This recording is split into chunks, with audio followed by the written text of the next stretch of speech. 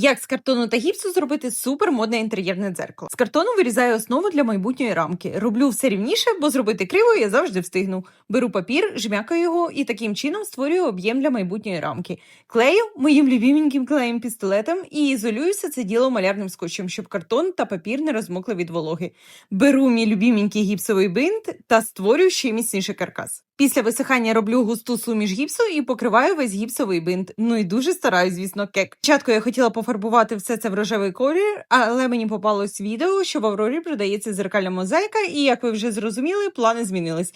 Дуже медитативна справа, я кайфанула, уже виглядає супер. І залишилось склеїти дзеркало і саму рамку, а у важливих справах клею пістолету я не дуже довіряю, тому сьогодні приклею все нормальним клеєм. Ну і стінку я ще не придумала, як зробити. І вуаля, супер, диско, мега, модне, стильне дзеркало готове. І воно робить ось такі промінчики. Якщо вгадаєте, на що я все-таки витрачу рожеву фарбу, яку купувала для цього дзеркала, скину вам 100 гривень на карту.